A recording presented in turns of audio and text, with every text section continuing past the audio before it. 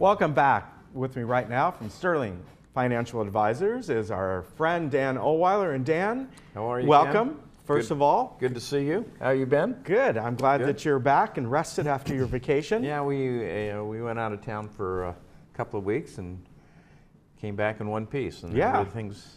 Yeah, unfortunately, we have to come back to work. I know. You know. So.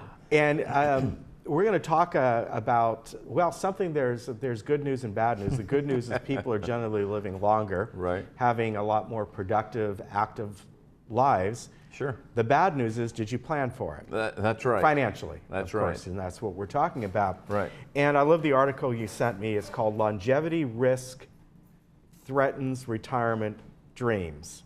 Right. And you know, we've talked about this before. I think when you know, you're younger, meaning 20s, 30s, 40s, and you should be planning ahead.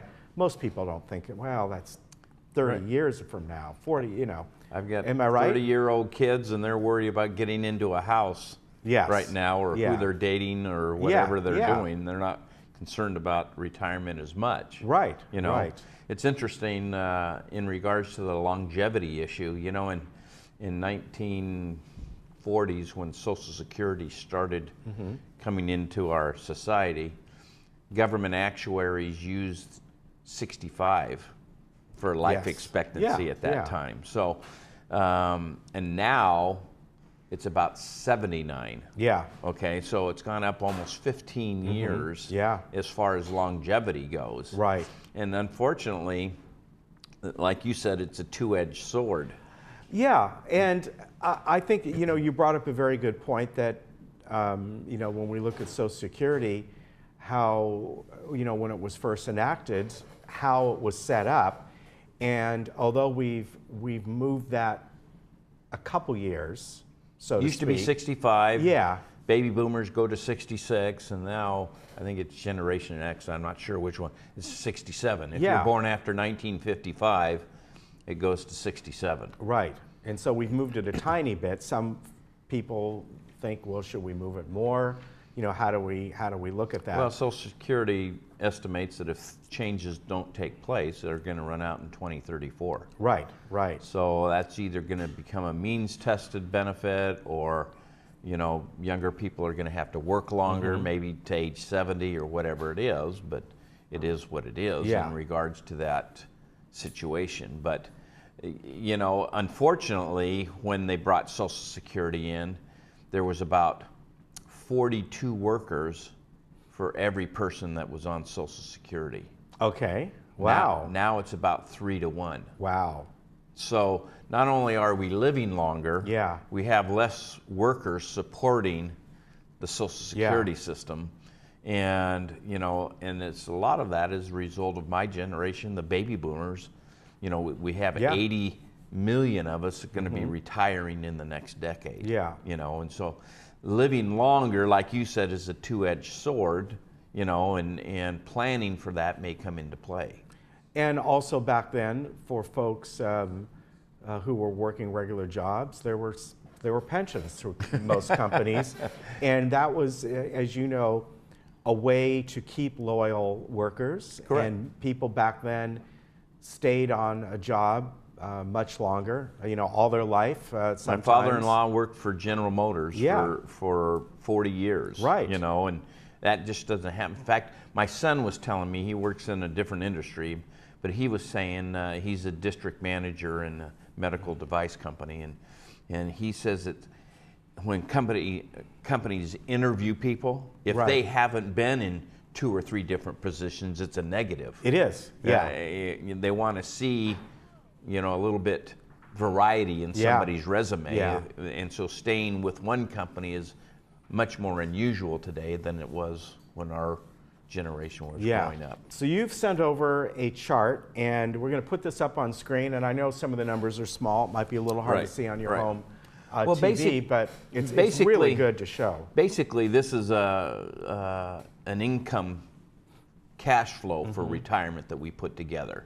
We take their Social Security, any pension benefits that might have, IRA distributions that they have, and we kind of do a projection over the next 25, 30 years for people of what it might be, you know, and this particular situation shows, you know, somebody retiring in 3 or 4 years, they're going to need $8,000 a month. You know, how do we generate that income? Yeah. Okay. Yeah. And it helps us lay the foundation saying, okay, we have this particular situation that shows $1 million of assets. Right. And if we can earn 4%, at least 4% on that money, add that to your Social Security at the end of 30 years, it still shows that they have, you know, $900,000+ left over. Right, right. Okay. And so it allows us to kind of lay the foundation for not running out of income no matter how long you live. Yeah. Okay. Yeah. They did a survey of couples, 100 couples that were 65 years old. And they wanted to study them for 30 years to see how many of those couples, at least one of them was still living 30 years later. Yeah. 10 years later, at age 75, 99% of them still had one of the couples living. 10 years after that, at age 85, 84% still had one of the couples living. And at 95, there was still 34% of that group, at least one of the couples was still living. Yeah, that's amazing. So you really do have to plan for longevity. What we have found is sometimes we call it, from 65 to 75, we call it the go-go years. Those are the years that people retire, they're doing their bucket lists, they're traveling more, going on cruises, vacations, whatever it is. So for 10 years, they're kind of doing all the things that they want to do. From 75 to 85, we call it the slow-go years. You start slowing down, you're not taking as many. 85 to 95, you call it our no-go years. Because I've got parents that are 95 years old this year, both of them living, okay?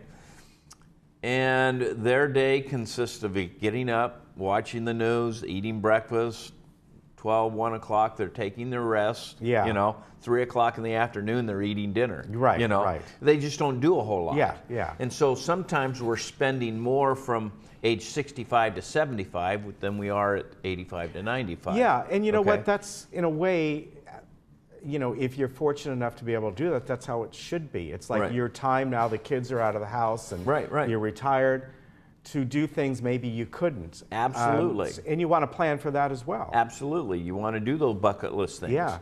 But what we also found is sometimes if we're spending more from 65 to 75 than we are from 85 to 95, sometimes we're trading those dollars for health care. Right. So you don't want to, in this illustration I show, the $8,000 a month, actually we plug in an inflation hedge, and at the end of 30 years, they're getting $14,000 a month.